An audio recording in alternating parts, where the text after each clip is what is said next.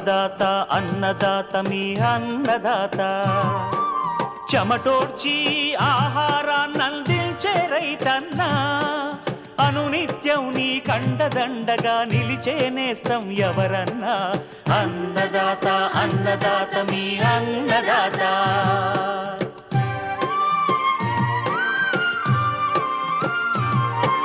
నూతన రీతుల సాగుబడికి నూరింతలు పెరిగే దిగుబడికి సూచనలిచ్చే సస్య రక్షణకు పశు పోషణకి శాస్త్ర విజ్ఞానం అందించి ముందుకు నడిపే తెలుగు రైతు భారతదేశానికి మకుటం అయ్యేలా తీర్చిదిద్దే ఆశయంతో మిమ్ము మేలు కొలిపేది అన్నదాత అన్నదాత అన్నదాత మీ అన్నదాత అన్నదాత అన్నదాత మీ అన్నదాత. అన్నదాత ప్రేక్షకులకు నమస్కారం. ఈనాటి ముఖ్యాంశాలు: వరి చిరుపొట్ట దశలో చీడపీడలు నివారణ, పంటల వైవిధ్యంతో సాగు లాభదాయకమంటున్న శాస్త్రవేత్తలు, అధిక వర్షాలకు దెబ్బతిన్న పంటల్లో జాగ్రత్తలు, ఇంకా జై కిసాన్ వ్యవసాయ సమాచారం.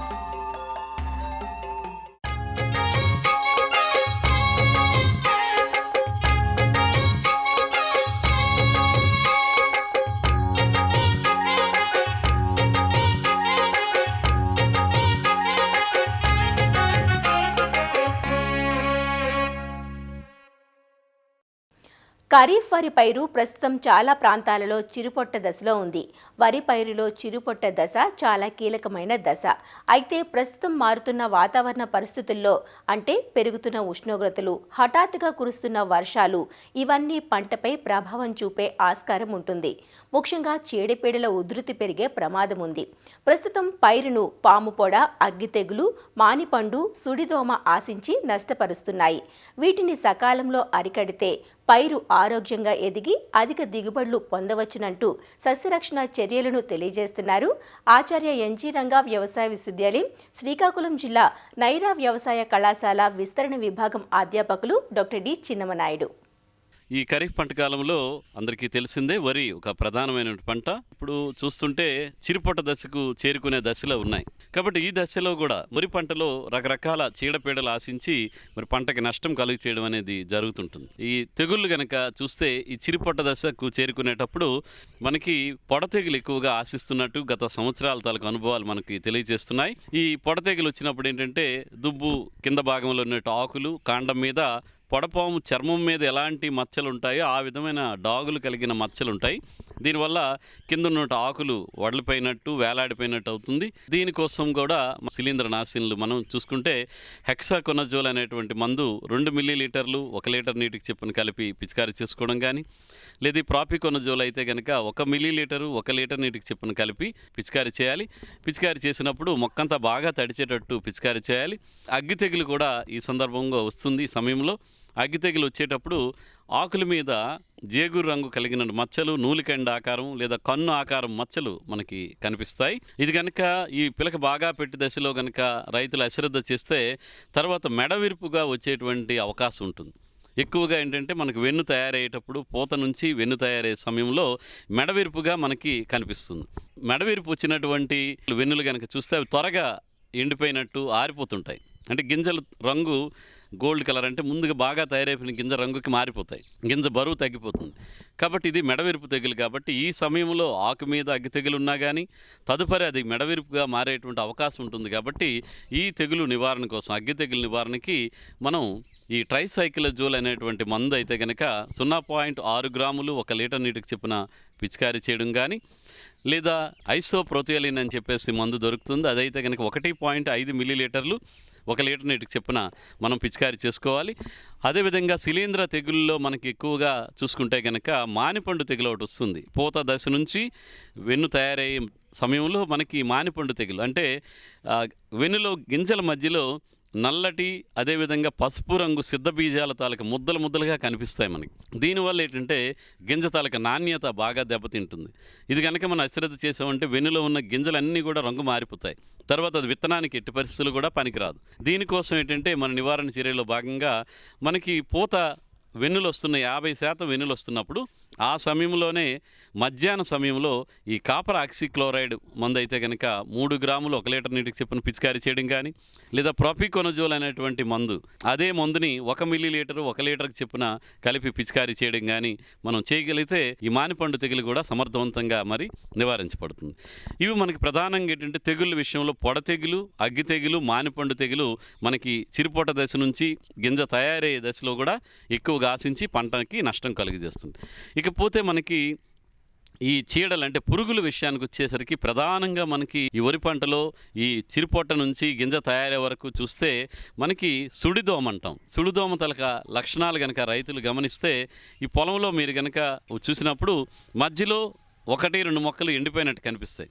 ఈ పురుగు ముందుగా ఒక దుబ్బుకి ఆశిస్తుంది, అందులోంచి ఆకు నుంచి కాండం నుంచి రసం పీల్చడం వల్ల ఆ దుబ్బు ఎండిపోతుంది. ఒకసారి ఆ దుబ్బు ఎండిపోయి పత్రహరితం తగ్గిపోయిందంటే ఈ సుడిదోమ పిల్ల పురుగులు, తల్లి పురుగులు పక్క మొక్కలకు వెళ్తుంటాయి. ఈ విధంగా ఒక్కొక్క మొక్కకి పక్కన వెళ్తుండడం వల్ల మనం గనక గట్టు మీద నుంచి కనుక చూస్తే పొలంలో అక్కడక్కడ వలయాకారంలో దుబ్బులన్నీ కూడా ఎండిపోయినట్టు కనిపిస్తాయి.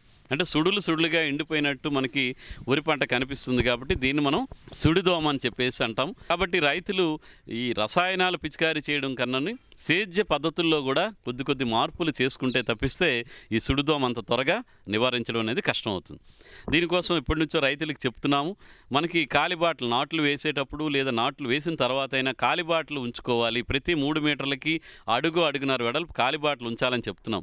లేదు ఇప్పుడు కూడా రైతులు జాగ్రత్తగా ఆ పొట్ట వచ్చే టైంలో మొదల్ని పొట్టని తొక్కకుండా వీలైనంత ఒక పొడవాటి 2 మీటర్లు పొడవున్నటువంటి కర్రలు కనుక పట్టుకొని కొంచెం వీలైనంత వరకు పొలంలో నీరుండాలి, తక్కువ నీరు ఉండాలి, అప్పుడు వంచుకుంటూ వెళ్ళి కాలిబాటలు ఏర్పాటు చేసుకోవడం వల్ల కూడా పొలంలోకి గాలి వెలుతురు వెళ్ళి కొంతవరకు మనకి ఈ సుడిదోమ ఉధృతి తగ్గేటువంటి ఆస్కారం ఉంటుంది. మొదట చిగురులు ఎండటం, ఆకులు పసుపుగా రంగు మారడం అనేది కనిపిస్తుంది. అంటే ఇది తొలి దశలో ఉంటుంది.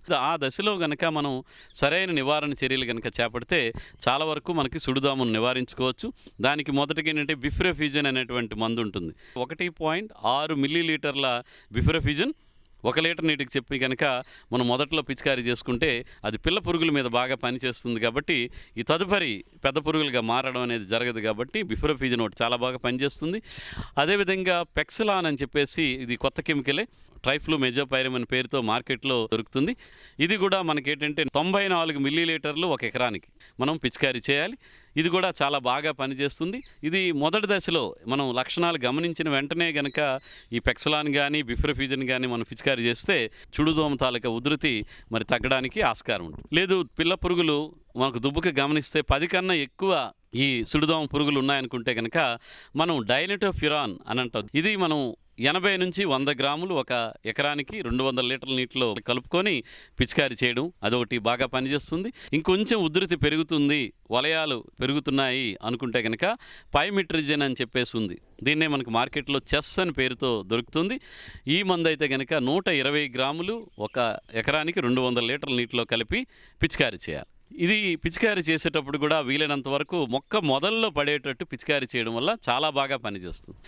ఈ విధంగా మనకి ఈ చిరుపొట్ట నుంచి గింజ తయారయ్యే వరకు చీడపీడల నివారణ మీద రైతులు సరైనటువంటి అవగాహన, నిఘా పెట్టుకొని సరైన జాగ్రత్తలు కనుక తీసుకుంటే దిగుబడి తగ్గకుండా ఉంటుంది. ఈ చీడపీడల వల్ల నష్టపోకుండా మనం పంటను తీసుకోవడానికి ఆస్కారం ఉంటుంది.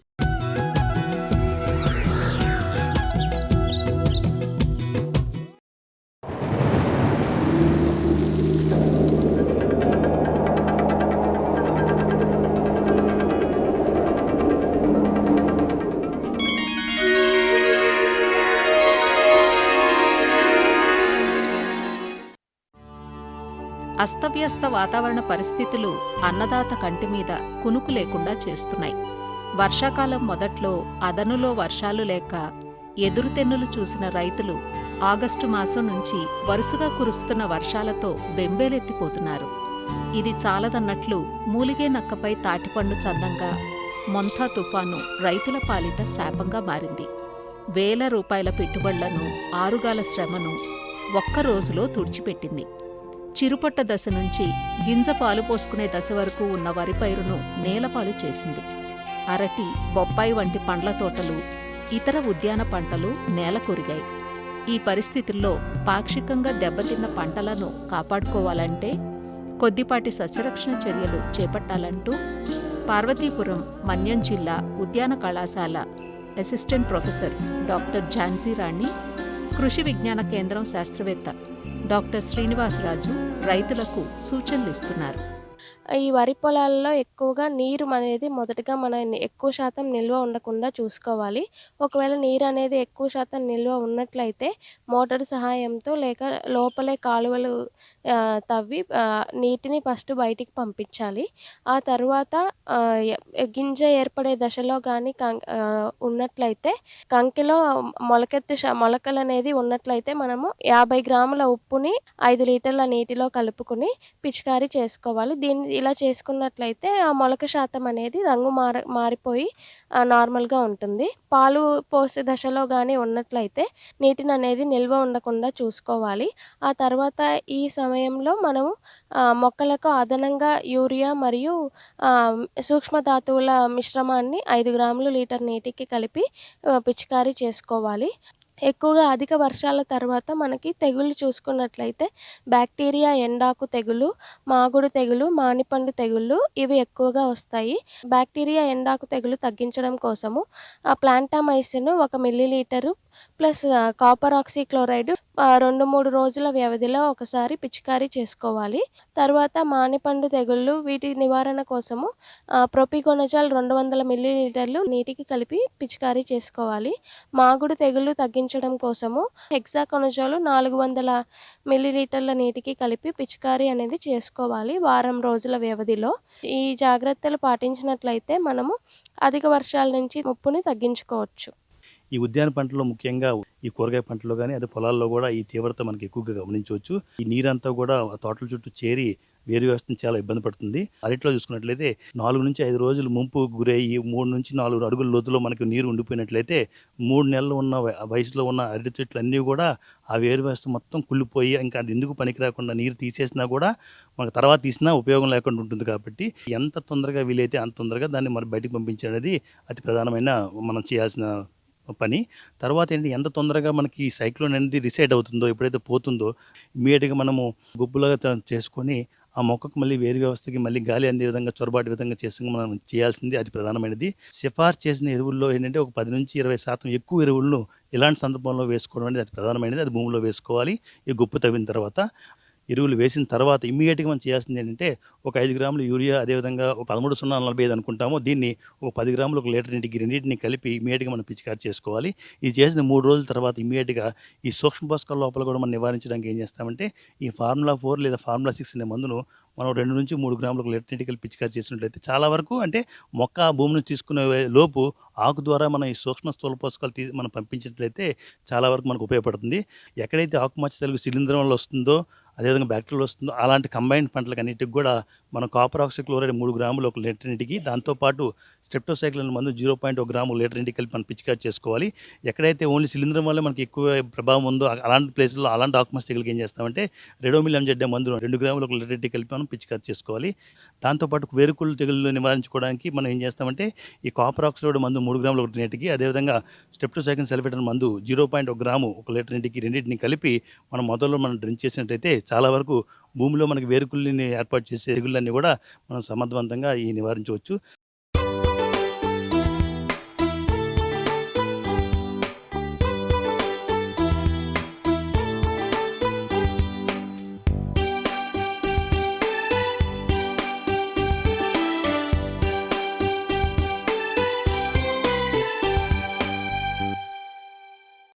రానున్న రబీ కాలంలో వరి పంటకు బదులు ఆరుతడి పంటలు వేసుకోవాలని శాస్త్రవేత్తలు సూచిస్తున్నారు. ఇందుకోసం మార్టేరు వ్యవసాయ పరిశోధనా స్థానం ఆధ్వర్యంలో ప్రాంతీయ వ్యవసాయ పరిశోధనా స్థానం నంద్యాలలో అఖిల భారత సమీకృత పథకం పంటల వైవిధ్యంపై పైలట్ ప్రాజెక్టును ప్రారంభించారు. రబీలో వరి పంటకు బదులుగా అపరాలు, మొక్కజొన్న, సజ్జ, శనగ, సోయా చిక్కుడు, కంది వంటి ఆరుతడి పంటలను సాగు చేస్తే రైతులకు నికర ఆదాయం రెట్టింపు అవుతుందని వివరించారు. ప్రత్యేకంగా మొక్కజొన్న సాగు చేసే రైతులకు జీరో టిల్లేజ్ పద్ధతిలో విత్తేందుకు అవసరమైన పరికరాలను అందించారు. పంటల వైవిధ్యంతో నేల ఆరోగ్యం బాగుంటుందంటూ వివరాలు తెలియజేస్తున్నారు ప్రాంతీయ వ్యవసాయ పరిశోధనా స్థానం మార్టేరు ప్రధాన శాస్త్రవేత్త డాక్టర్ సహదేవరెడ్డి. ఇప్పుడు ప్రస్తుతము ఖరీఫ్లో అంతా కూడా వరి పంట సాగు చేశారు. రెండో పంట రబీకి వేసేదానికి సన్నద్ధమవుతున్నారు. గోదావరి డెల్టాలో ముఖ్యంగా వరి తర్వాత వరి పంట వేస్తారు. ఆంధ్రప్రదేశ్లో కాలువలు ఉన్నటువంటి రాయలసీమ ప్రాంతాలు, తర్వాత భూగర్భ జలాలు ఉన్న చోట రెండో పంట వరి వేసేదానికన్నా ఆరుతడి పంటలు వేసుకుంటే చాలా శ్రేయస్కరము. ఇప్పుడు పంట వైవిధ్యాన్ని పాటించుకోవాలా. వరి తర్వాత వరి వేసేదాని వల్ల పురుగులు తెగుళ్ళు ఎక్కువయ్యి లాభదాయకంగా ఉండదు. కాబట్టి రెండో పంట ఆరుతడి పంటలు సాగు చేసుకున్నట్లయితే చాలా శ్రేయస్కరము. ముఖ్యంగా వరి తర్వాత కోసేసిన తర్వాత జీరో టిలేజ్ మొక్కజొన్న సాగు అనేది కూడా సాగు చేసుకోవచ్చు. పుష్పో సీడర్ అనేది ఉందన్నమాట. దాంట్లో విత్తనాలు వేసుకునేసి వరుసల క్రమంలో వేసుకోవచ్చు. అంటే వరుసకి 20 సెంటీమీటర్ల దూరంలో పడుతుంది కాబట్టి సాగు చేసుకోవచ్చు. ఇంకా కూడా వరి ముఖ్యంగా 1240 మిల్లీమీటర్ల నీటి ఆవశ్యకత ఉంది. సో అదే ఆరుతడి పంటలకు అయితే ఇప్పుడు మొక్కజొన్నకు అయితే 450 నుంచి 500 మిల్లీమీటర్లు నీరు సరిపోతుంది. అంటే 7 నుంచి 8 తడులుగానే మొక్కజొన్నకి ఇచ్చినట్లయితే సరిపోతుంది. ముఖ్యంగా ఇప్పుడు మొక్కజొన్న ఎక్కువ సాగులో వచ్చేదానికి ఆస్కారం ఉంది. ఎందుకంటే 70% మొక్కజొన్న కూడా ఇప్పుడు ఇథనాల్ వినియోగానికి మొక్కజొన్న పండిస్తున్నారు. అంటే క్రూడ్ పెట్రోల్లో ఒక 20% వరకు ఇథనాల్ బ్లెండ్ చేసి పెట్రోలు చేస్తూ ఉంటారు. కాబట్టి దీనికి రేట్ అనేది ఉంటుంది. కాబట్టి మొక్కజొన్న ఎక్కువ సాగు చేసేదానికి ఆస్కారం ఉంది. మామూలుగా 1 ఎకరా వరి సాగు చేసేదానికన్నా కంపేర్ చేసుకుంటే నీటి ఆరుతడి పంటలు 2.5 ఎకరా నుంచి 3 ఎకరాల వరకు సాగు చేసుకోవచ్చు. ముఖ్యంగా వరి తర్వాత అపరాలు వేసుకోవచ్చు. పెసర మినుము కూడా సాగు చేసుకోవచ్చు. మస్టర్డ్ కూడా వేసుకోవచ్చు. కొంతవరకు పెట్టుబడి ఖర్చు తక్కువ, ఎక్కువ ఆదాయం వచ్చేదానికి ఉంటుంది. వరి తర్వాత వేరుశెనగ కూడా సాగు చేసుకోవచ్చు. నల్లరేగడి నేలల్లో బెంగాల్ గ్రామ్ కూడా వేసుకోవచ్చు. పప్పు శనగ కూడా వేసుకోవచ్చు. ముఖ్యంగా ఈ పంట వైవిధ్యంలో ఇప్పుడు క్రాప్ ఇంటెన్సిఫికేషన్లో సోయాబీన్ కూడా ఎక్కువగా ప్రాచుర్యం వస్తుంది. కాబట్టి 4 వరుసలో సోయాబీన్, 1 వరుస కంది కూడా వేసుకోవచ్చు. మనకు చిరుధాన్యాలు కూడా సాగు ఇప్పుడు మధ్యకాలంలో ఎక్కువగా ప్రాచుర్యంలోకి వస్తుంది. సో సిరిధాన్యాల సాగులో సజ్జ ABV 04 బయోఫోర్టిఫైడ్ వెరైటీ, దాంట్లో ఐరన్ 40 ppm ఉంటుంది. కాబట్టి దాన్ని అంతర పంటగా 1 వరుస కంది, 2 వరుసలు సజ్జ రైతులను ప్రోత్సహించడం జరిగింది. ఇది most climate resilient inter cropping system అన్నమాట.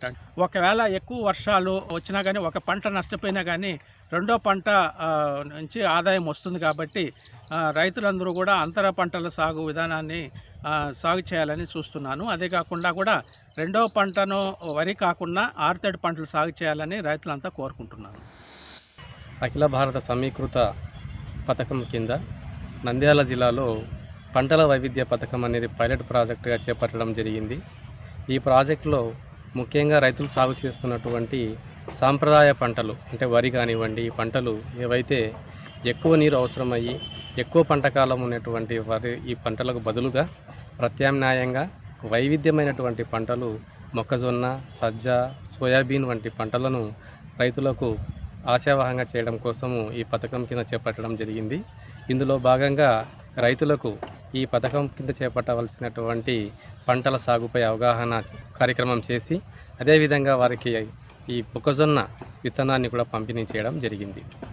ఈ వైవిధ్య పంటలపై అవగాహన చేపట్టటకు ముందు శిక్షణా కార్యక్రమాలు కూడా చేపట్టవలసిందిగా ఈ పథకంలో భాగంగా చేస్తాము. పంట విత్తే దగ్గర నుంచి కూడా పంట సమయంలో చేపట్టవలసినటువంటి ఎరువులు, పోషకాల యాజమాన్యము, చిలిపిల యాజమాన్యము, పంట కోసేంత వరకు కూడా మెలకువలన్నింటి కూడా రైతులకు అవగాహన కల్పించడం అనేది జరుగుతుంది.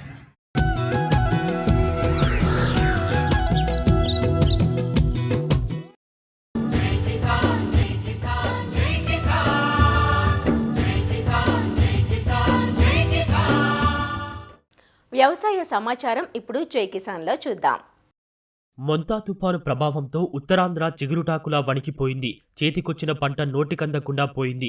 ఆరుగాలం కష్టం తుడిచిపెట్టుకుపోయింది. ఎడతెరిపి లేకుండా కురిసిన వర్షాలకు కనీస దిగుబడులు కూడా తీసుకునే పరిస్థితి లేదంటూ రైతులు తీవ్ర ఆవేదన చెందుతున్నారు. ఉమ్మడి విజయనగరం జిల్లా వ్యాప్తంగా 3 రోజుల పాటు విస్తారంగా వర్షాలు కురిసి వాగులు వంకలు ఉప్పొంగాయి. ఫలితంగా పోటెత్తిన వరద నీరు పొలాలను ముంచెత్తింది. అధికారుల ప్రాథమిక అంచనా మేరకు విజయనగరం జిల్లాల్లోని 21 మండలాల్లో సుమారు 2761 హెక్టార్ల మేర పంటకు నష్టం వాటిల్లింది. ఇటు మన్యం జిల్లాల్లో 10 మండలాల్లో 1591 ఎకరాల్లో వరి, 3 మండలాల్లో 161 ఎకరాలలో పత్తి పంట దెబ్బతింది. మొంతా తుపాను ప్రభావంతో 2 జిల్లాల్లోనూ వరి పంటకు అపార నష్టం సంభవించింది. రేపో మాపో పంట చేతికొచ్చే సమయంలో వర్షాలు ముంచెత్తాయంటూ రైతులు తీవ్ర ఆవేదన చెందుతున్నారు.